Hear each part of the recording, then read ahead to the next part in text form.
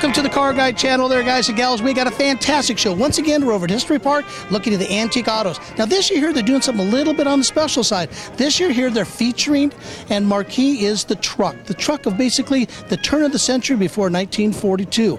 They got some stuff here that's absolutely spectacular. There's a rumor here, there's actually one of the Ford dealer trucks that used to be a tow truck. Haven't seen it yet, but I hear it's absolutely spectacular. Very cool vehicle and a lot of good stuff out there. Hey, two things you don't do. Don't touch that dial.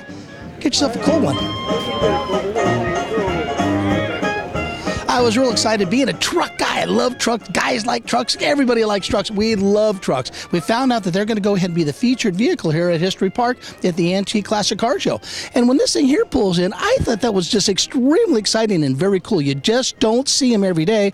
And because they didn't make very many of them, there was only, I think, 521 built of them, and they were only allocated to 4 dealers.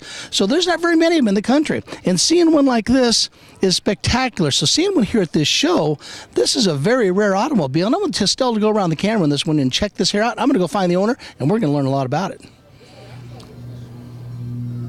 What they really like at a lot of these events is when they actually have cutaways or display vehicles, display motors, kind of to really give you an idea really what's underneath there. And this happens to be a 1930 Ford truck chassis. You see how big and fat and thick this channel is on this frame, and it's a straight frame all the way from front to back.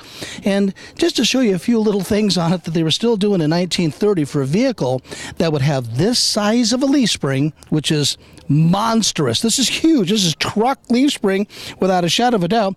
And these pieces right here, these perches that hold the leaf spring, the steel is so thick and this is thick, could actually hold basically the weight that they're going to go put in here.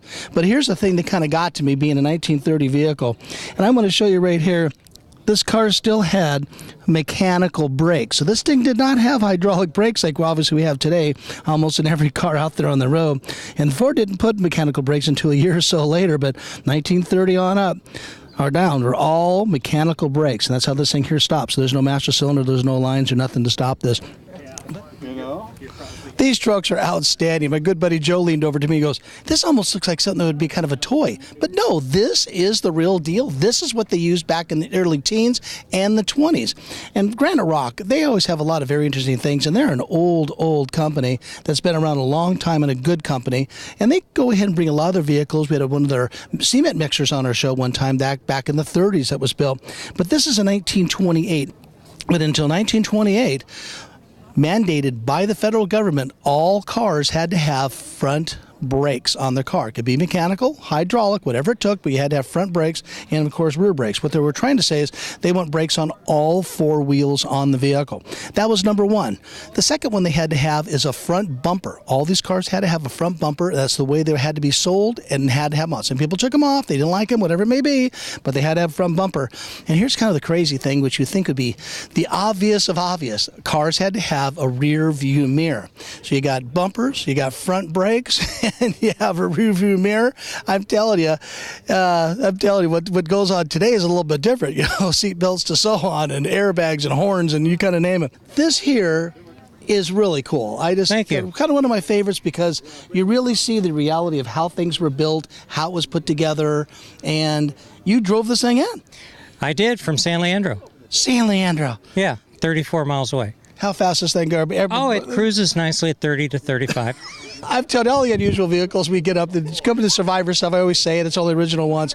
This right here is worth looking at. Estelle's going to hit this with a camera, and I think you'd be pretty impressed. A 1930 Packard. Now, believe this, back in 1930, this vehicle here, this was the holy grail, probably one of the best built cars of its era for what we call the luxury cars. This is a 7-passenger automobile. The neat part about it is that this car here sold brand new for $5,464. That's a ton of money back then. Even though you look at them today, of course, a different story. You know, figure Fords and Chevys and were a lot less than that in 1930, quite a bit less. But you get a vehicle like this, it's just, they were the way all the cars being hand built, but this, the luxury, the class, the design, being a 7-passenger car, fully closed-in cabin inside. They're really neat. working with automotive historians, I mean, I'm telling you, there's a lot of excitement about this, and being involved in the hobby really means a lot. I know we got our Fords, we got our Chevys, we got our Chryslers and all our stuff, but things you don't see every day really would be a 1930 Kissel. Very unusual car, very rare car. It actually had a straight 8 engine, a flathead straight 8. These were phenomenal vehicles built back in the day. And of course, this is the White Eagle, and this right here is kind of very synonymous with a Kissel car. This is a fine example of a Kissel, probably one of the best I've ever seen, really up front and going around. And I don't think really one's been at this show before. This is a 1911 Maxwell AB Runabout. This was the least expensive model they made that year, and it was also the 3rd best-selling car in America. Now, you're good. I thought you were pretty knowledgeable because you're a smart guy and you do all your history and stuff. What was the first year Maxwell? 1904, they sold their first car. And the last year Maxwell? In 1925, they were renamed Chrysler. They're renamed Chrysler.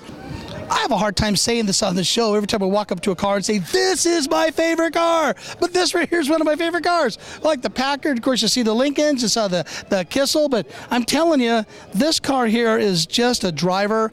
And Petter, he's one of the main people actually run and put on this event.